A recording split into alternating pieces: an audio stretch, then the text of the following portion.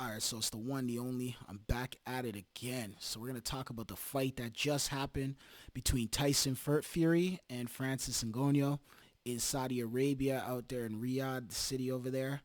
They just basically went out there and they did a 10 round heavyweight boxing fight. No titles on the line, so the WBC was not on the line at all. And basically, packed star-studded house. Cristiano Ronaldo, little baby, Kanye West, Eminem, all types of celebrities in the building there. All the boxers, classic from the old days to the new, in attendance just to see this fight that's gonna go down. A lot of MMA fighters in the building as well. So my take on the fight tonight. I've been telling people about this for a long time.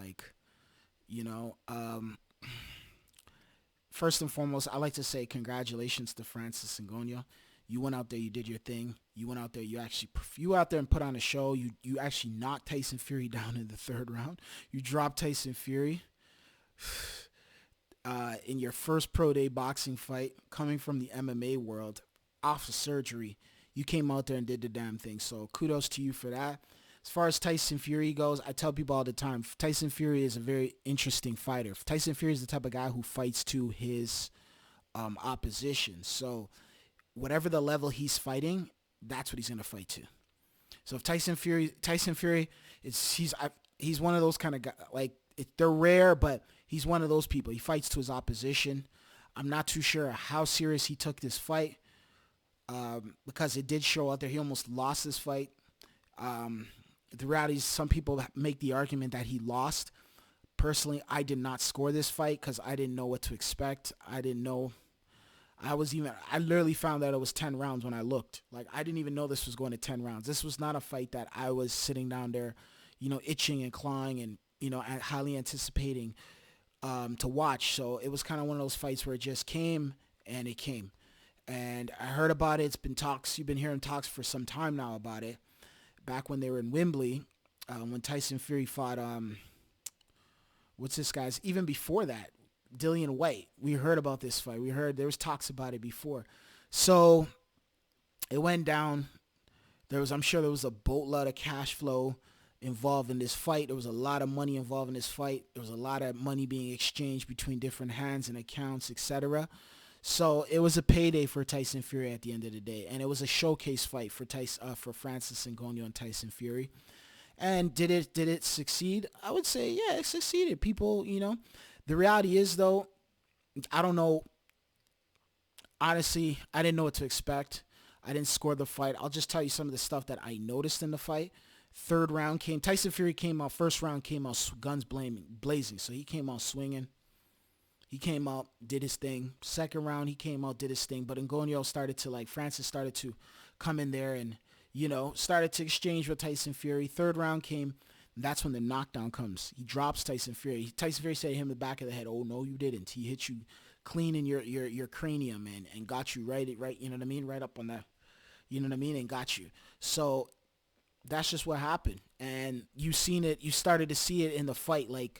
Um, yeah, you just started to see it in the fight. Really and truly, you started to see Tyson Fury was kind of, he didn't have nothing there. Sugar Hill's looking at him like, bro, stop goofing around out here.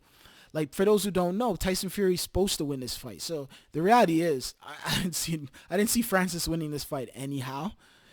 The only way he could have won if he knocked him out, because Tyson Fury is gonna jab. Of course, he's gonna do what he does. And Tyson Fury has a fight with Alexander Usyk.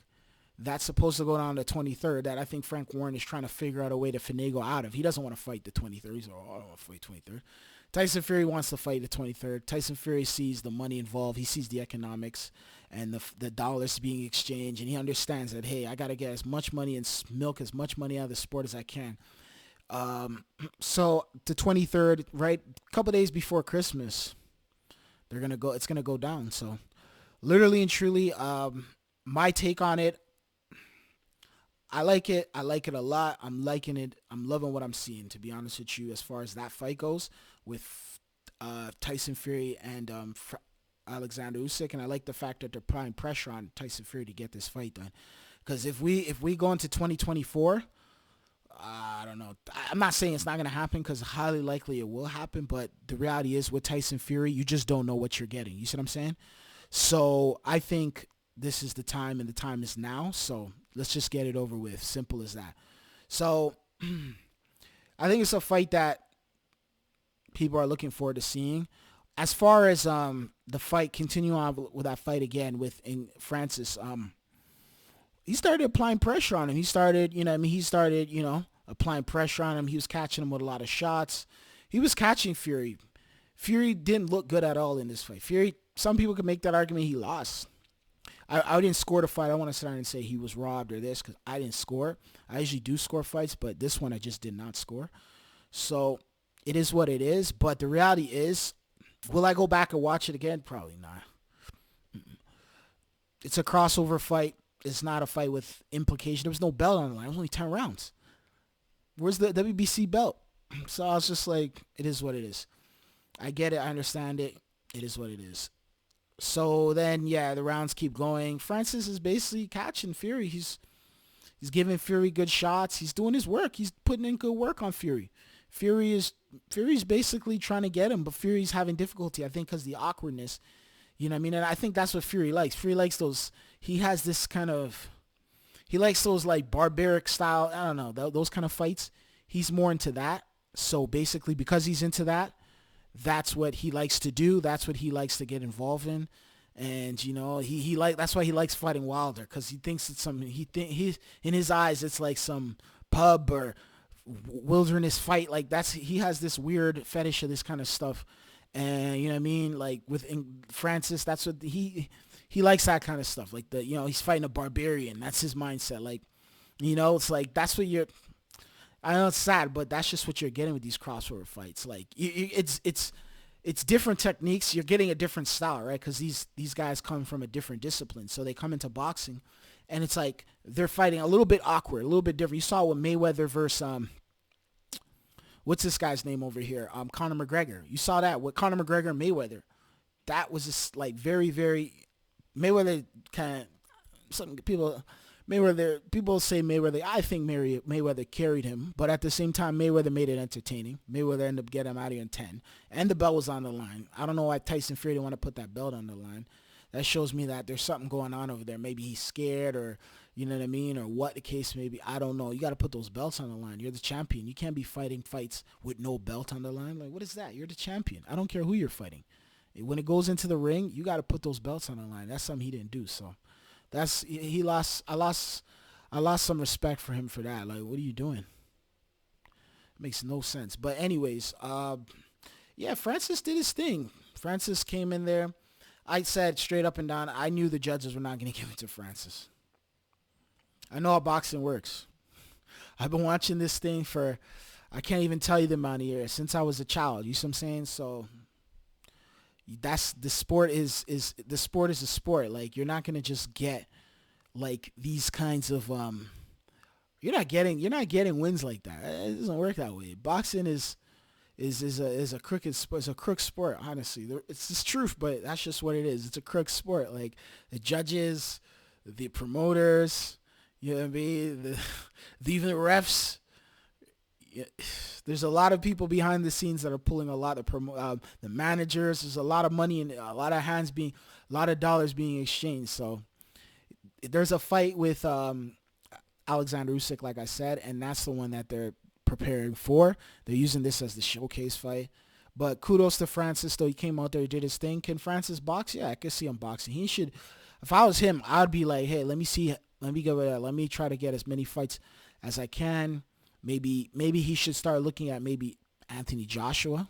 That'd be a good fight. I think they can do that fight in Saudi Arabia or in London, or they could do it in Africa. You know what I mean? I think, or in Joshua ain't coming back to the USA after that loss to Andy Ruiz. So, you know what I mean? They could do it. They could go to wherever, somewhere in Africa, maybe Nigeria or Cameroon. Cameroon and Nigeria are virtually like they're border countries, right? They virtually cross-border countries, so they can do that over there, or they could do that in Britain or Saudi Arabia if they want to put the money up. I'm sure Eddie Hearn is licking his chops looking at potentially doing that fight. They could do the Wilder fight as well. Wilder versus Francis would be a good fight. They could do that in the U.S. They could do it in Saudi Arabia. They can do it in Africa as well. You know, Wilder has his roots are Nigerian as well. You see what I'm saying? You know what I mean? They could do it in Alabama where Wilder's from as well. So, you know, they could do it in Cameroon. Or they could even just do, I'm sure Fury's probably looking at his chops like, if I beat Usyk, man, I might just go back to Saudi and do Francis again.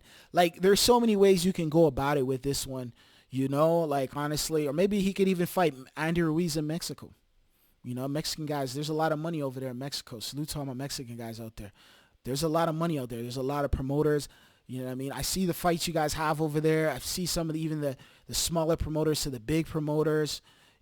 They got fights over there. You know what I mean? They got promotional. They got all types of stuff going on over there in Mexico. Mexico's not joking around. So definitely a place that could happen over there too as well. So there's a lot of different ways you can go about it with Francis and Ngannou. Fury, on the other hand, he has that fight, and then after that, he can just kind of, he's going to milk it if he beats. I have him beating Alexander Usyk. Alexander Usyk's small. After the Daniel Dubois fight, he got punched in the stomach, and he claimed it was a low blow, and he was gasping for air and all types of stuff. So I knew that was this, and I heard there was rumors going on. He got knocked out in sparring from a low blow. So there's a lot going on over there. Like, honestly, like Fury will beat him. Fury's gonna beat him. All Fury has to do. Fury doesn't even need to get small. Fury just gets big, overly big, like how he did for Wilder. Uses his weight, uses all that stuff, and utilize that with Sugar Hill in his corner. This guy's gonna be Tyson Fury's like 6'9". Usyk's like what, 6 foot, maybe 5'11", 6 foot, maybe 6'1", 6'2" at max. So, bro, it's too easy for this guy, bro. Too easy for Tyson Fury. That's where my money's gonna be on. I'll tell you that much right now. Tyson Fury will get him out of here. Don't look at this performance. Tyson Fury is a guy who always fights to his opposition. If Tyson Fury is fighting a freaking a garbage man, or he's fighting whatever, I don't know, a doctor or a lawyer, he's gonna fight right to that level right there. That's how he is. He fights to whoever he's fighting to. He can fight whatever,